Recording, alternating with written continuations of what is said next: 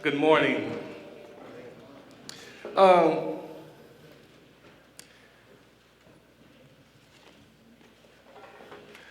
I'm always glad when I get a chance to come uh, speak to Central because this is my alma mater, and I really enjoy. I love this school. It's done a lot for me, especially from a young kid coming from Los Angeles, California. Um, but I've been blessed and privileged to get another job and kind of get out of the bubble that I was in and my comfort zone. And I am now in Wichita, Kansas, which I'm the executive director of a youth and community center, which partners with my church, and also I'm the pastor of young adult ministries there. Um, so a lot of times you guys, you haven't seen me around because most of you know if you're an athlete within the last year and a half, you've probably seen me or been in my office before. Um, but we had a community event. I'm a little sore right now because we had a community event this past weekend. It was actually the ministers of Wichita against selected Wichita youth, young men. And I must say that the ministers did win in overtime. Uh, and I also had 32 points and 9 rebounds. Uh, so yeah, I'm a little sore right now because it's been a while since I played like that. Speaking of basketball, is anybody else bracket just jacked up right now? I mean, Florida Gulf Coast, really? I mean, it's not like you're filling out your bracket. Florida Gulf Coast going all the way, all right. So that was interesting. See, I just tore mine up and burned it and whatever. All right. Let's get in today. I want to deal with something that I think God has put on my heart. Those who know me, you've heard me speak before. I'm expository. I like to use the Bible when I preach. So just feel me real quick. I'm coming from Matthew 14. When the disciples saw him walking on the sea, they were terrified and said, "It is a ghost." And they cried out in fear. But immediately Jesus spoke to them, saying, "Take courage, it is I." Is that what you was talking about? Okay. You guys still hear me? All right. Take courage, it is I. Do not be afraid. Peter said to him, "Lord, if it is you, command me to come out to you on the water." And he said, "Come." And Peter go out from the boat and walk on the water. All right, let me put into context a little bit where I want to go here, because this event kind of takes place right after a major miracle where Jesus feeds 5,000, and there's a point where Jesus is like, "Okay, it's time to move, it's time to go. So you guys go out, get onto a boat, and I'll meet you on the other side. I'm gonna go off to pray." Jesus is known to do that. If you ever read the Gospels, every night he'll be with the disciples, and all of a sudden he'll just bust a move and go pray. Whenever you read in the Bible where it says that he went off from among them, most of the time that means he went off and he went and prayed and did his thing, consecrated himself, and so forth. All right.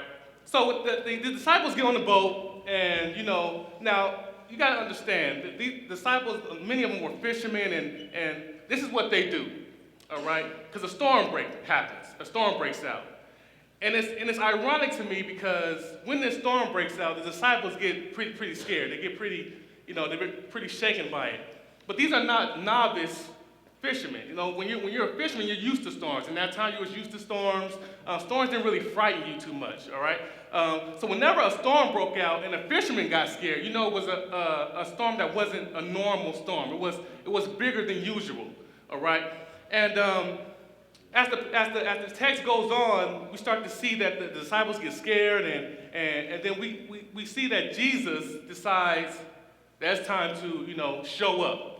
And it's like that in our lives sometimes. Whenever you're in a position or in a place where you think God is not there, and you're trying to wonder, all this chaos is going on, and it seems like all hell is breaking loose in your life, and then all of a sudden, you feel that God is not near you, and then he just shows up. Things that begin to flow. but what's interesting about this passage is that when Jesus shows up, they thought he was a ghost.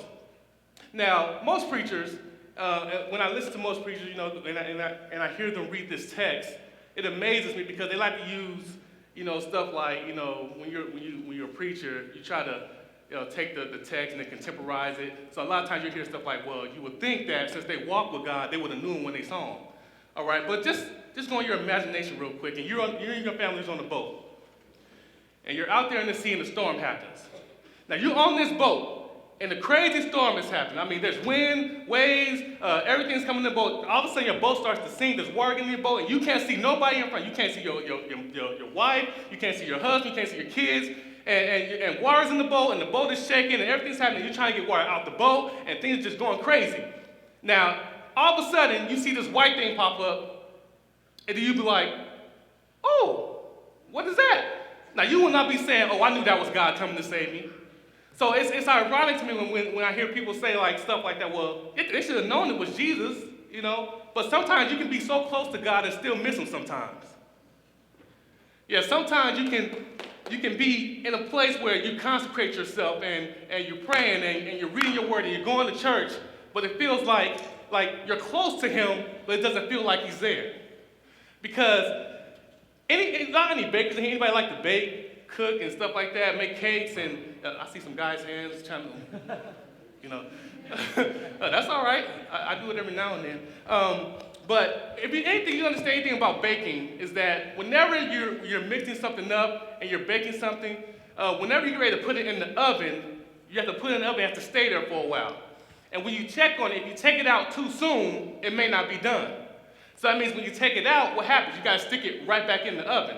Sometimes that's how it is with God in our lives sometimes, and when we're under construction, and he's trying to build us up and do certain things, is that many times he'll leave us in a dark place, in a storm, in a situation, all right, and he won't take us out of it until we learn something from it. But the thing I love about God is that though you may be in that situation, he walks through it with you. He may not take you out of it, but he'll walk there with you. All right, he'll guide you through that circumstance. So back to the text, it becomes really interesting to me because Peter, who, I like Peter. He cussed too much for me, but I liked him. And the thing about Peter is he always kind of stuck his foot in his mouth. And, he kind of said things that kind of got him in trouble sometimes, but I can relate to Peter because Peter was bold. He was the one that Jesus actually called. And it's amazing to me because Peter looks out at Jesus, shall I say, as Jesus announces himself and says, take courage, do not be afraid, for it is I. Now, Peter is crazy because if I'm in the boat and wind and waves and stuff is happening to me and it seems like I can't get out, the last thing I'm going to do is step up on the ledge and ask to come out. You see, because that's where me and Peter are different. Peter had a little bit more faith than I do. See, this is how some of you are different from the people that you're surrounded with. Some of you are innovative. You like to start new stuff. Some of you guys want to start your own businesses, and you just have a different kind of swag. You just flow a different kind of way when it comes to different things. So a lot of times people don't understand your vision when you try to talk to them because they don't feel you. You're just outside the norm. But it's interesting because Peter steps out and he says, Jesus, if that's you, command me to come out there and I'll come. Yeah, if you are who you say you are, you think as crazy as it is up here right now, with all this storm with all this stuff that's happening in my life, if you think that you tell me to come out there that I won't come, all I need you to do is tell me to come. Tell me to come and I'll come out there. I'll step out this boat. Here's the interesting thing. Why did Peter ask if he knew it was Jesus? See, sometimes you have to ask for permission for some things. Because sometimes we have what is called faith and foolishness. Sometimes foolishness will dress up in faith's clothes, so what you think is a faith move is really a foolish decision. So don't you make a move without asking for permission first. See, a lot of times we want to jump to things and, I'm going to do this, and especially as you become a senior, and I was one of them where I was a senior, and I was going to move back to California and LA. I was going to get a job. I was going to do my master's out there. But for some reason, I ended up staying here for 4 years after the fact I graduated. Because who knows, it would have been a foolish decision for me to go back home. So I had to consult God in the process. But the amazing thing is, Jesus, at that point, he says, come. Now, here's what is important when, especially for you who are ministry majors, a great understanding of Greek when teaching and preaching New Testament narrative becomes imperative here. Because Peter said, can I come? Jesus emphatically says, come. That word come there is a command. Okay? Don't miss this. Because it wasn't like Peter said, well, I want to come out there. And Jesus said, well, come on if you want to. No. What Jesus said is because if you bad enough to ask me, I'm demanding you to come out here. Don't miss it, because he's saying, I'm taking your request and turning it into a demand because your faith is making me demand more out of you. You see, Peter had crazy faith. And when you got crazy faith, God demands some stuff from you. When you talk about being under construction, as the theme is for the campus this year, and you said there's some things I want to get done in my life, and you have the faith to do it, well, God's going to command some things out of your life. But don't forget who was on the boat with him. Because here's another interesting fact about the text. Interesting thing about the text is that, don't you realize who was on the boat with Peter? You see, Thomas was on the boat with Peter. And can't you just see Thomas? Look, Peter, I really doubt you can walk on water. You better come on back here. I really doubt you. Come on. Don't even do it to yourself. Don't do it to yourself. Don't, come on. Come on back here, sit down. He's coming, he'll get here soon, sit down.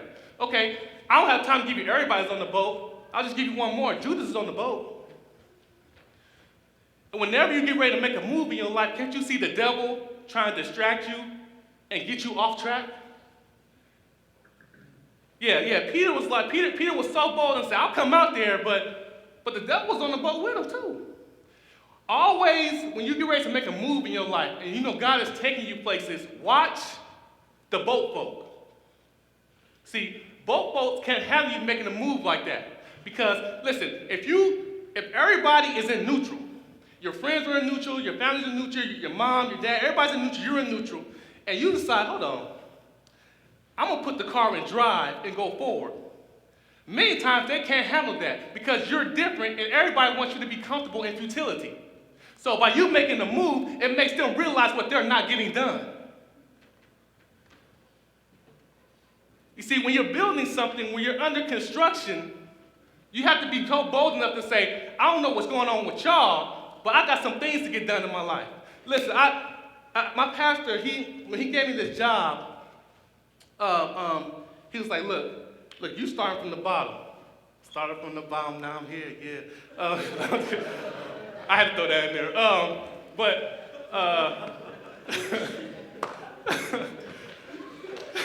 My bad. But he said, you start from the bottom. So he was like, it's going to be a hard task. He said, it's going to be a hard task, but he said, I think I got the man for the job.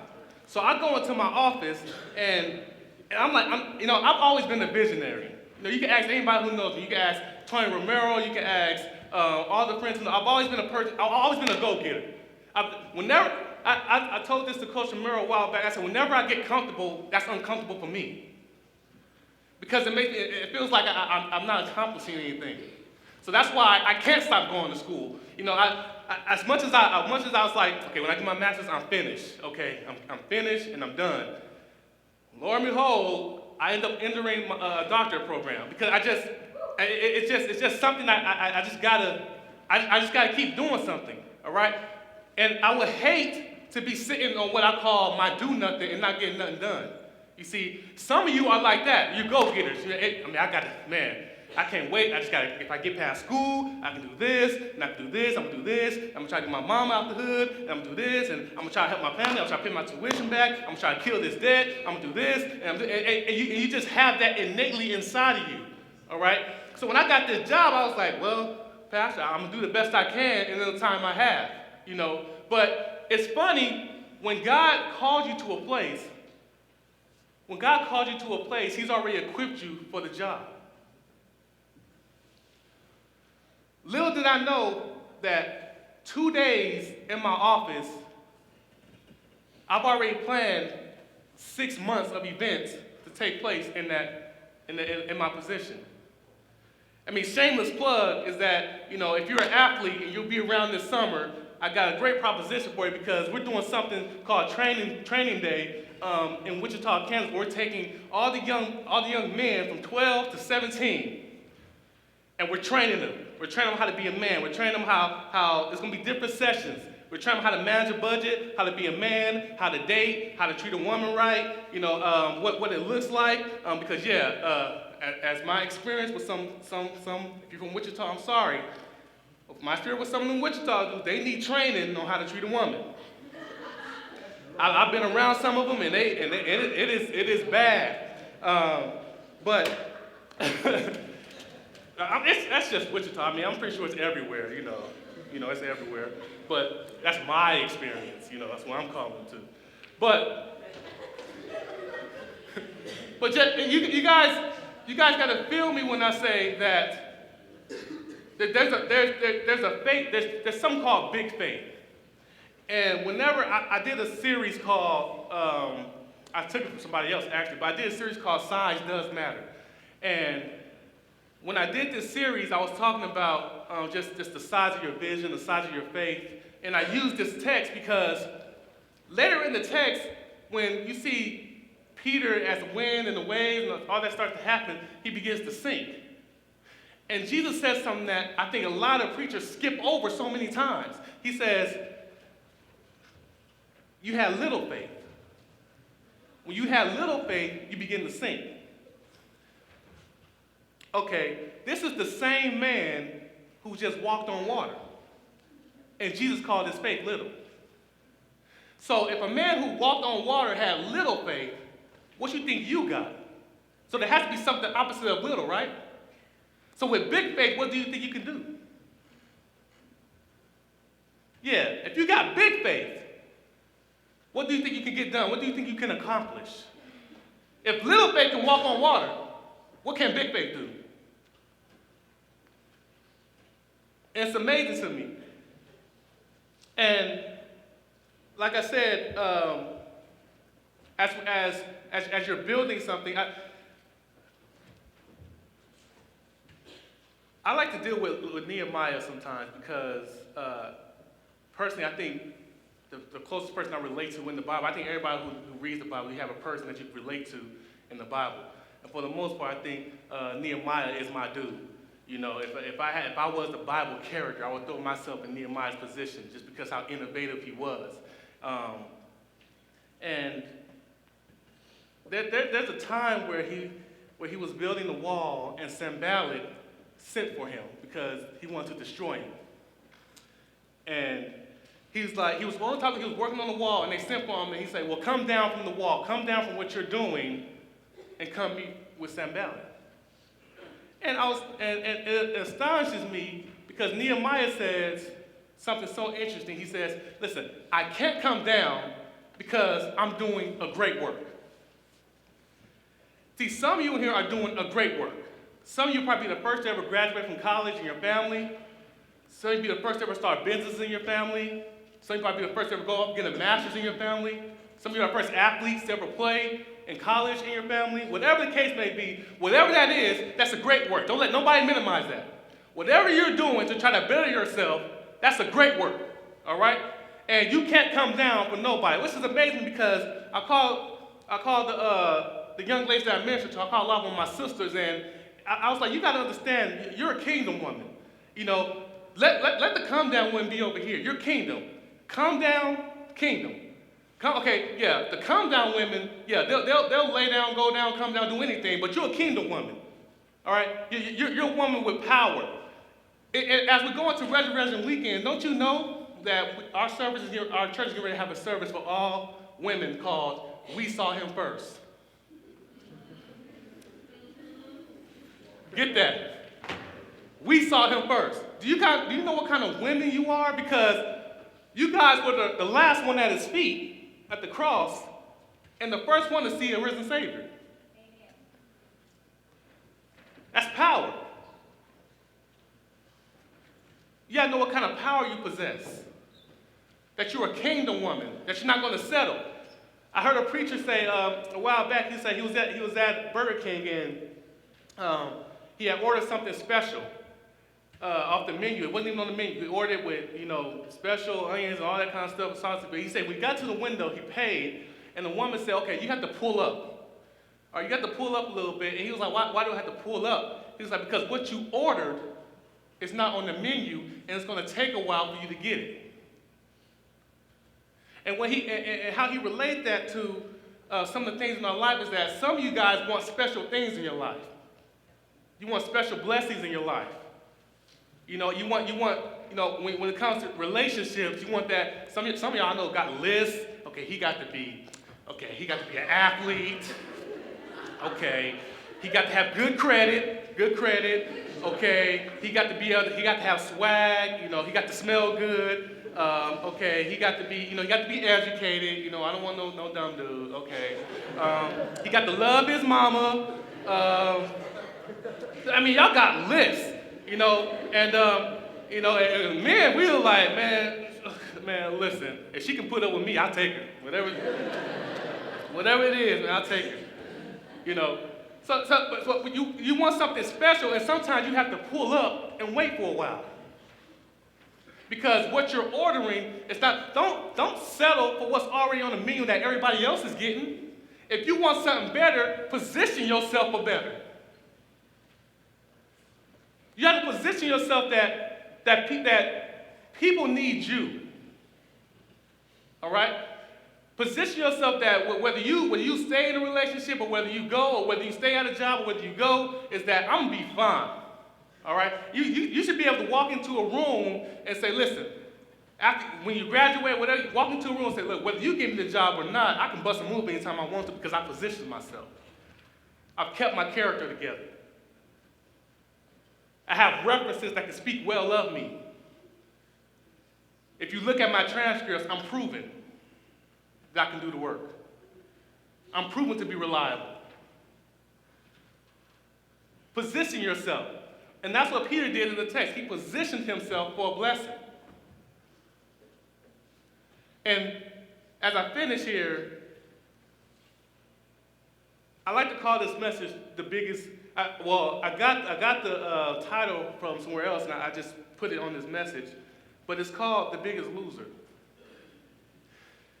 Listen, I can't think about this for a second.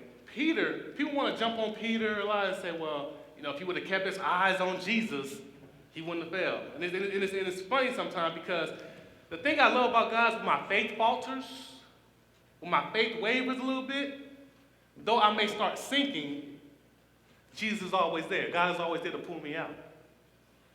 He's always there to encourage me. He's always there to give me a fresh word.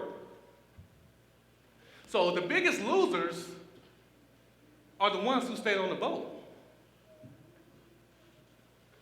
The biggest losers are the ones who won't put their car in drive and go forward. The biggest losers are the ones who will sit on their do nothing and won't build anything. The biggest losers that you know you got some things about your life that needs to be changed, you refuse to change them. Those are the biggest losers. As you leave here, take the fact that what are some of the things in my life that I know I need to strengthen? Know I need to change. Know I need to build up. Know that I need under construction and that I need somebody to work on me. Let's pray. God, I thank you for this time. I thank you for these students. Ask that the word resonates in their hearts and their minds, that you feel them, that you begin to create in them what you want them to be. God, God, help them be part of the pull-up crowd where they'll wait on what you have for them because it's not something that everybody else has. It's something special, it's something that you designed for them, whether it be in a relationship, whether it be on a job, whether it be in a family. And I call everybody back who's been hurt. I call everybody back who's been abused in some way, who's been let down. And I call them to greatness because you're a great God.